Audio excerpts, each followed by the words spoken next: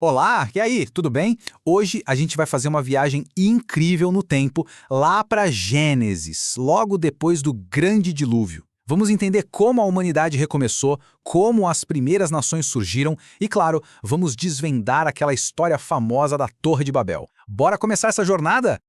Olha, antes da gente mergulhar de cabeça, fica aqui uma dica de amigo.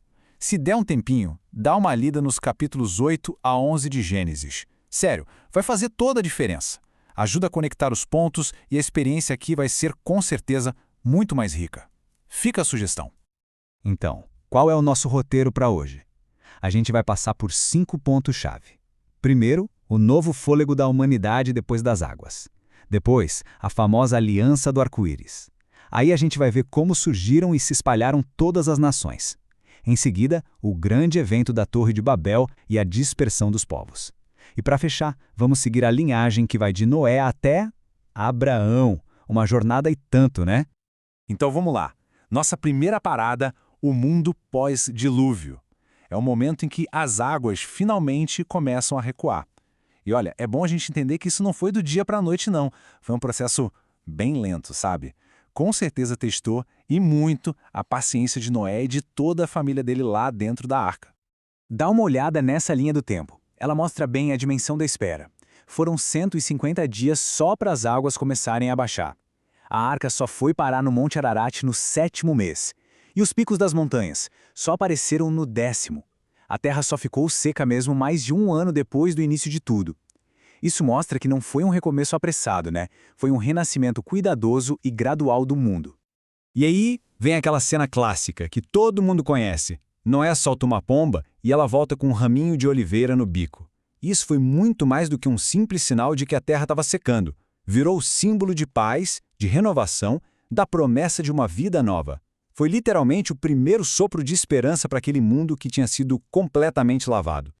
Assim que pisa em terra firme, a primeira coisa que Noé faz é construir um altar. Um ato de gratidão, de adoração. E a resposta a esse gesto de fé é essa promessa divina fundamental aqui. É basicamente Deus dizendo, olha, apesar da falha humana, a ordem natural das coisas vai continuar. Sementeira e colheita, frio e calor, dia e noite. Tudo isso está garantido. É uma baita garantia de estabilidade para esse mundo novinho em folha. Ok, com a natureza de volta aos trilhos, Deus dá o próximo passo. Ele decide formalizar a relação com essa nova humanidade. E é aí que a gente entra na história da Aliança do Arco-Íris. Um pacto, sabe, que vai definir as regras e as garantias para esse novo começo. E é super importante a gente entender o peso dessa palavra, aliança. Não é só uma promessa solta, não. É um acordo sério, um pacto formal que tem um poder de contrato, sabe? E nesse caso específico, é um acordo que parte de Deus, não só com os seres humanos, mas com toda a criação, com todos os seres vivos. Mas, beleza, quais são os termos desse acordo? Vamos lá. Primeiro, uma ordem.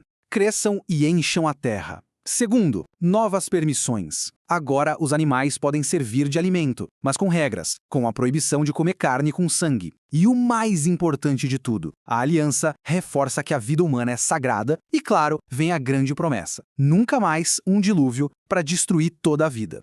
E para um pacto tão importante, precisava de um sinal, certo? Um lembrete visível. E qual foi? O arco-íris. Esse número 1 aí na tela é para destacar exatamente isso.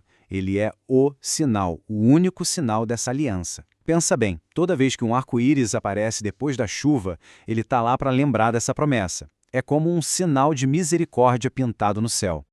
Beleza, agora a câmera da nossa história se afasta, a gente sai do close em uma única família e vai para um plano geral, mostrando a origem de todos os povos da Terra. É por isso que o capítulo 10 de Gênesis é chamado de Tábua das Nações. É tipo um mapa genealógico fascinante da antiguidade.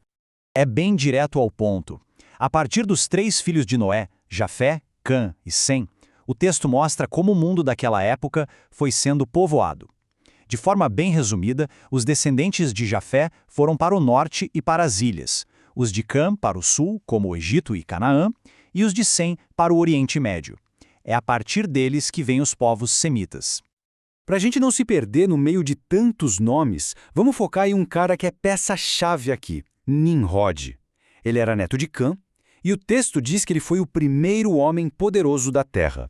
Um caçador famoso e, mais importante ainda, um fundador de impérios. Foi ele que fundou, entre outras cidades, Babel.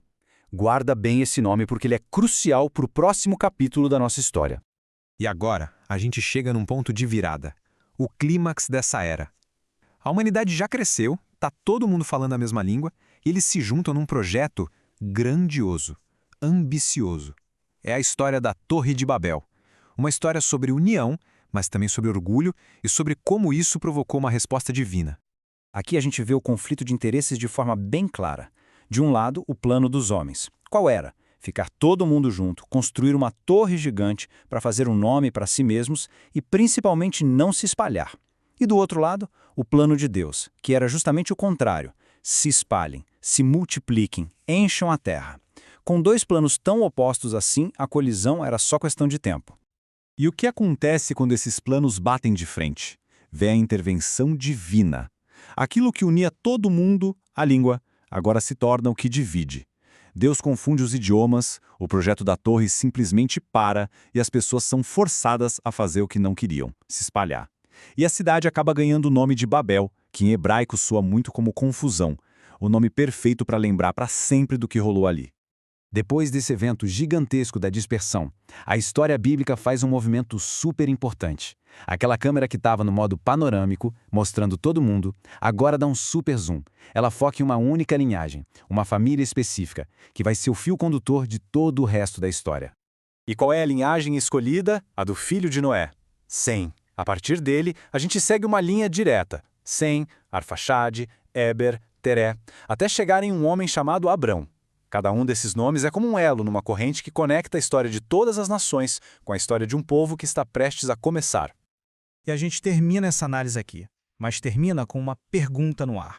Uma pergunta que prepara o palco para tudo que vem pela frente. A história agora foca em Abrão e sua esposa, Sarai, que era estéril, não podia ter filhos.